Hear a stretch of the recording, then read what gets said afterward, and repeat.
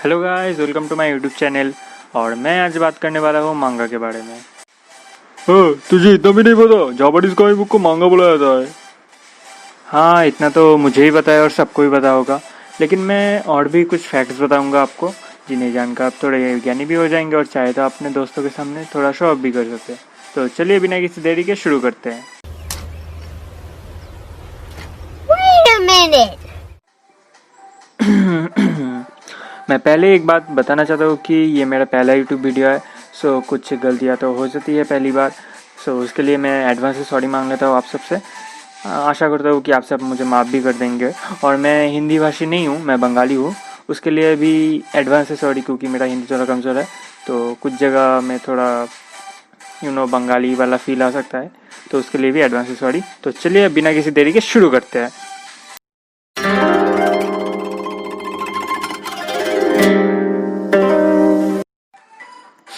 आप सबको तो पता ही होगा कि जापानीज कॉमिक बुक को मांगा बोला जाता है। जिन्हें नहीं पता मैं उन्हें फिर से बता दूं कि जापानीज कॉमिक बुक को मांगा बोला जाता है।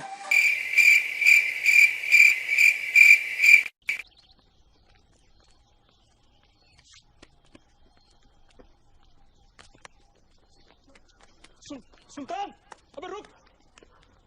सुल्तान, क्या कर रहा है? अबे क्या हो गया?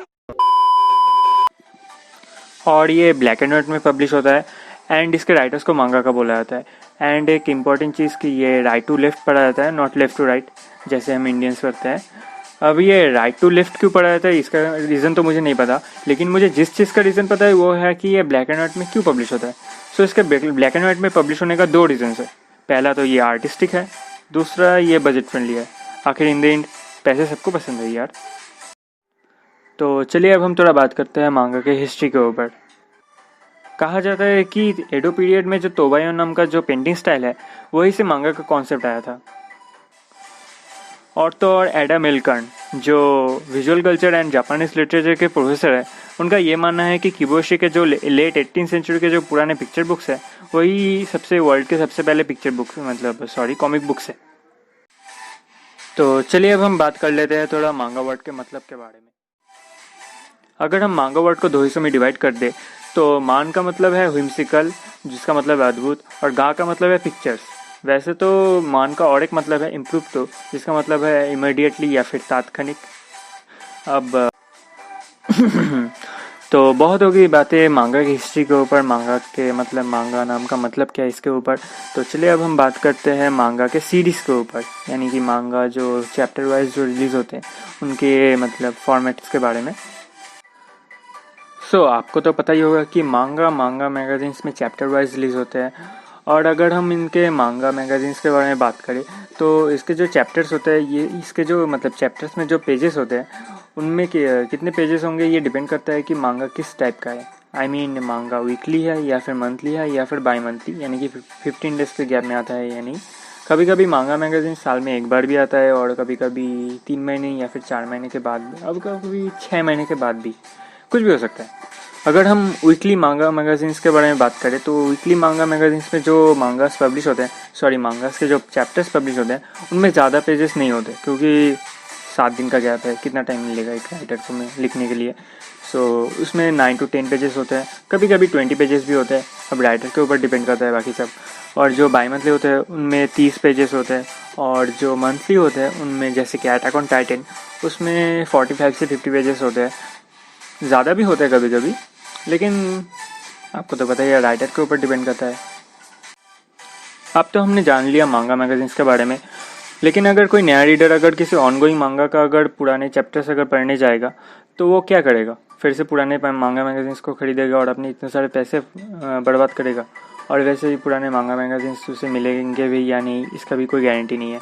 तो पब्लिशिंग कंपनीज क्या करती है कि मतलब किसी भी मांगा का अगर बहुत सारे जब चैप्टर्स हो जाते हैं तो उन्हें आर्क या फिर सागा की मतलब हिसाब क्या बोल रहा हूँ सॉरी मतलब उसे आर्क या फिर सागा में डिवाइड करके एक वॉल्यूम बनाकर रीपब्लिश करते हैं, और उसे क्या बोलते हैं तानकोबोन वॉल्यूम्स। तो चलिए अब हम बात करते हैं मांगा के कैटेगरीज के बारे में।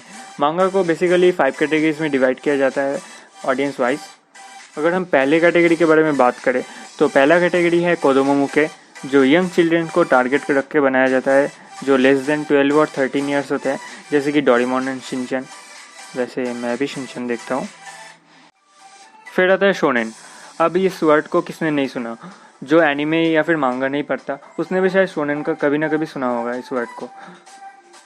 सो शोनेन बेसिकली टीनेज बच्चों के लिए बनाया जाता है और इसका main topic action and adventure इस तरह के टॉपिक्स होते हैं, जैसे कि नारुतो, वन पीस। ये सारे बहुत ही मतलब डिकेड से चले आ रहे हैं ऐसे एनिमे हैं। अब शोनेन टीनेज बच्चों के लिए बनाया जाता है, यानी कि बॉयज़ के लिए। इसका मतलब ये नहीं है कि ये मतलब और कोई नहीं देख सकता, मतलब छोटे बच्चे या फिर एडल्ट या फिर लड़कियां ये सब नहीं देख सकते हैं। शोनेन का कोई लिमिट्स नहीं है actually, shonen unlimited. I mean कि शोनेन सबके लिए है और सभी देख सकते हैं, लेकिन बेसिकली इसके जो ऑडियंस होते हैं वो टीनेज बॉयज़ ही होते हैं ज़्यादातर। फिर आता है शोजो।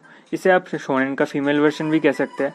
जैसे हम लड़कों को एक्शन एडवेंचर इस तरह के टॉपिक्स बहुत पसंद है, वैसे लड़कियों को लव एंड इमोशनली ऐसे टॉपिक्स बहुत पसंद है, क्योंकि लड़कियां सेंसिटिव होती है। और शोजो का भी मेन टॉपिक्स इसी के ऊपर मतलब डिपेंड करता है। फिर आता है सेनेन। इसे आप शोनेन का बड़ा भाई भी कह सकते हैं। इसे ये बेसिकली एडल्ट मेन के लिए बनाया जाता है और इसका स्टोरी लाइन बहुत ही मतलब डीप होता है, जैसे कि डेथ नोट बोलिए या फिर अटैक ऑन टाइटन और टोक्यो गूल। इन सब का मतलब स्टोरी लाइन बहुत ही स्ट्रॉन्ग होता है, फाइट सीन से भी ज़्यादा। फिर आता है जोसेई, जो अगेन फीमेल वर्जन कह सकते हैं सेनेन का, जो एडल्ट वुमेन को टारगेट करके बनाया जाता है। अब इसके एग्जाम्पल या फिर इसके मतलब टॉपिक के बारे में मुझे उतना तो नहीं पता, लेकिन आपको अगर गूगल करके कुछ पता चले तो मुझे बताना कमेंट सेक्शन में। अब अगर कैटेगरीज के बारे में बात कर रहे हैं तो हम क्यों ना बात करें कि पहला शोजो किसने लिखा था।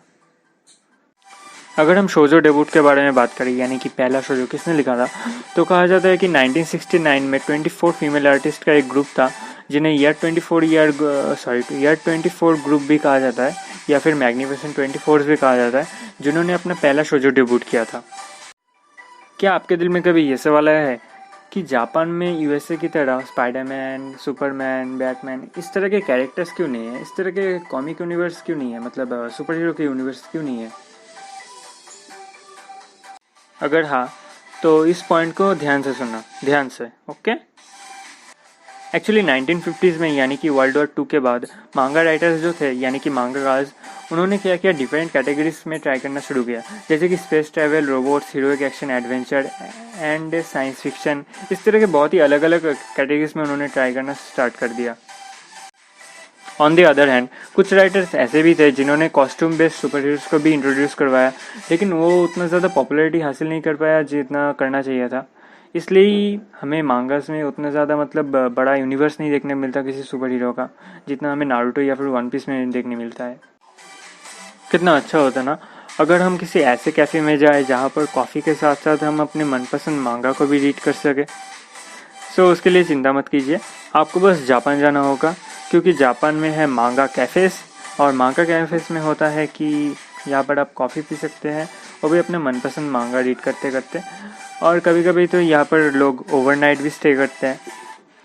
सो मैं अब बात करने वाला हूँ कुछ टर्म्स के बारे में, सॉरी कुछ नहीं, सिर्फ 2 ही टर्म्स के बारे में बात करूँगा, जिनके बारे में अगर आपको नहीं पता तो ये बहुत ही हानिकारक हो सकता है, क्योंकि इन दोनों टर्म्स के बारे में अगर आपको नहीं पता तो आप खुद को मांगा रीडर नहीं कह सकते।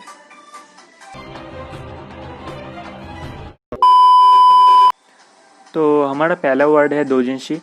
दोजिन्शी बेसिकली उस तरह के मांगास को बोला जाता है जो सेल्फ पब्लिश होते हैं, यानी कि इसमें राइटर खुद अपने मांगा को लिखता है और खुद ही पब्लिश करता है एंड खुद ही डिस्ट्रीब्यूट भी करता है। इस तरह के मांगास को बोला जाता है दोजिन्शी। और दोजिन्शी में कभी कभी हमें ओरिजिनल स्टोरी देखने मिलता है और कभी कभी हमें किसी मतलब फेमस मांगा का पैरोडी भी देखने मिलता है, और कभी कभी तो ये किसी मतलब कंप्लीट मांगा का, यानी कि जो मांगा ख़त्म हो चुका है उसका फिर से फैन वर्जन बोल सकते हैं, इस तरह का स्टोरी भी प्रोवाइड करते हैं। हमारा नेक्स्ट टर्म है वन शॉट। आप में से ज़्यादा लोगों को वन शॉट के बारे में पता होगा, लेकिन जिन्हें नहीं पता मैं उन्हें बता दूं कि वन शॉट मांगा उस तरह के मांगास को कहा जाता है जिनका स्टोरी एक ही चैप्टर में ख़त्म कर दिया जाता है।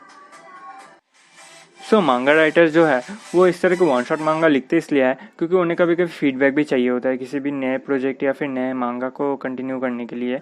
और उन्हें सबसे अच्छा फीडबैक कौन दे सकता है, ऑब्वियसली ऑडियंस। तो इसलिए कि वो क्या करते हैं कि जो मांगा राइटर्स है वो किसी भी मतलब स्टोरी का मतलब उनके जो स्टोरी लिख रहे हैं उस स्टोरी का एक शॉर्ट पोर्शन लेकर उसे वन शॉट मांगा बनाकर उसे पब्लिश करते हैं, और ऑडियंस का रिस्पॉन्स अगर अच्छा रहता है तो उसे एक शॉर्ट टर्म के लिए कंटिन्यू करते हैं। अगर रिस्पॉन्स अच्छा नहीं रहता तो उसे बंद कर देते हैं, और क्या करेंगे, बंद, कहानी ख़त्म, पैसा ख़त्म। और उसी तरह से मुझे आज का वीडियो ख़त्म करना पड़ेगा, लेकिन मैं आपको फिर से किसी नए वीडियो में नए टॉपिक के साथ मिलूँगा। और मैं हर एक यूट्यूबर की तरह आपको बोलूँगा कि इस चैनल को सब्सक्राइब कीजिए और इस वीडियो को लाइक एंड शेयर भी कीजिए। और हाँ, मुझसे बहुत सारी गलतियाँ हुई है, मुझे मत पता है इसके बारे में, आप उस गलतियों के बारे में मुझे कमेंट में फीडबैक दे सकते हैं, गालियाँ मत देना, बहुत बुरा लगता है। सो तब तक के लिए आड़ा आड़ा सायोनारा।